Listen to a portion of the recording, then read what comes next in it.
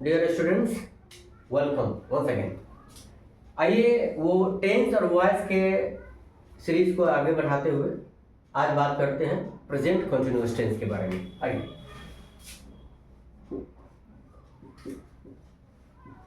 Present continuous tense.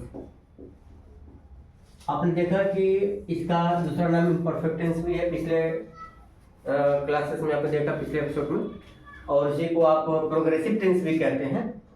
तो question ये उठता है कि हिंदी के किसी वाक्य को देख करके कैसे पता लगाएंगे कि कोई सेंटेंस प्रेजेंट कंटिन्यूअस टेंस में है या नहीं है। तो आइए सबसे पहले देख लेते हैं कि इसका पहचानने का तरीका क्या होता है। पहचान होगा कि जिस हिंदी वाक्य के मुख्य क्रिया के अंत में रहा हूं, रही हूं, रहे हो, रहा है, रही है इत्यादि है। तो ऐसे हिंदी वाक्यों के अंग्रेजी अनुवाद हम लोग जिस नियम के अनुसार करेंगे वो स्ट्रक्चर्स में बताता हूँ। एक तो एक्टिव वॉइस की तरफ बनाएंगे और एक पैसिव वॉइस के लिए। और बीच में एक बात मैं कहना चाहूँगा, ऑनलाइन पढ़ाई से काम नहीं चलेगा। जो बातें पढ़ाई जाती हैं इसको आप पॉज कर करके इसका नोट्स अपने कॉपी पे, अपने नोटबुक पे जरूर बनाइए, ताकि वो फिर आप उसको पढ़ पाएंगे और वो बातें आपकी याद में रह पाएंगी। केवल ऑनलाइन देखने से अगर आपको लगता है कि आप सीख जाएंगे, हाँ ठीक है, लेकिन भूल भी जाएंगे। तो उसको क्या जरूरत है कि आप पॉज करिए वीडियो को, बातों को जो बता रहा हूँ, बोर्ड पे जो लिख रहा हूँ उसको अपने नोटबुक पे नोट करिए, उसको एक नोट्स के तौर पर बनाइए और उसको फिर टाइम टू टाइम उसको रिवाइज करिए, फिर जरूर सीख जाएंगे। आइए बढ़ाते हैं। दो तरफ लिख रहे हैं, एक है एक्टिव वॉइस के लिए बना दिया हमने और एक कॉलम बना दिया हमने पैसिव वॉइस के लिए। पैसिव का मतलब ही होता है नॉन एक्टिव। पैसिव का मतलब ही होता है नॉन एक्टिव। जैसे मैं पढ़ा रहा। अब आप खुद से बहुत सारे स्ट्रक्चर्स, बहुत सारे सेंटेंसेस बना सकते हैं। जैसे वह हंस रहा है, तुम खेल रहे हो, वगैरह वगैरह बहुत सारा सेंटेंस।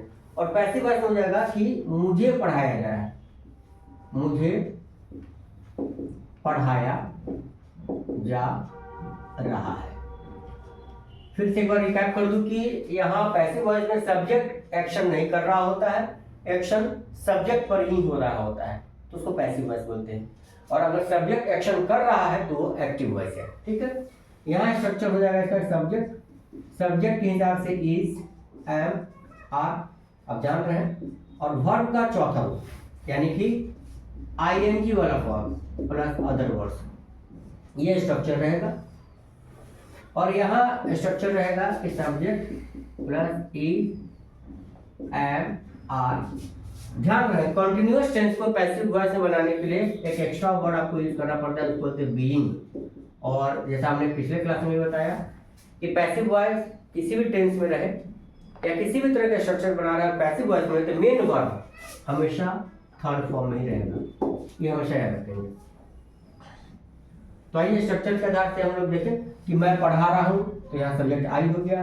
और आप जानते हैं कि आई के साथ में एम लगाने को बोलता है, आई एम। पढ़ाना को होता है अंग्रेजी टीच, उसमें लग जाएगा I N G, I am teaching. इसी तरह से आप बना सकते हैं कि वह खेल रहा है, ही इज प्लेइंग। तुम दौड़ रहे हो, यू आर रनिंग। मैं अपना काम कर रहा हूँ, I am doing my work. तुम क्यों, मतलब बहुत सारे सेंटेंस आप बनाएंगे। अभी फिलहाल मैं आपको बेसिक स्ट्रक्चर्स बता रहा हूँ, फिर अगले एपिसोड में, अगले क्लास में फिर आपको इनके अलग अलग रूप दिखाऊंगा। ये तो अफर्मेटिव सेंटेंस हो गया, फिर नेगेटिव, फिर इंटरोगेटिव वगैरह वगैरह दिखाते चलिए। आइए, मुझे पढ़ाया जा रहा है, तो यहाँ हो जाएगा आई एम बीइंग, वर्ब लिखा लो, teach, taught, I am being taught. तो उम्मीद करता हूँ कि बातें आपको समझ में आ रही होंगी और आगे इस तरह के क्लासेस को कंटिन्यू करने के लिए चैनल को जरूर से जरूर सब्सक्राइब करें और ज़्यादा से ज़्यादा लाइक। और जो भी बातें आपको लग रहा हो सुझाव के तौर पे या सवाल के तौर पे, तो कमेंट्स में ज़रूर लिखिए। और हमने आपको अपना नंबर भी दिया हुआ, उस पर व्हाट्सएप भी कर सकते हैं आप। फिर भी एक बार मैं दे दे रहा हूँ, सुनील गोस्वामी,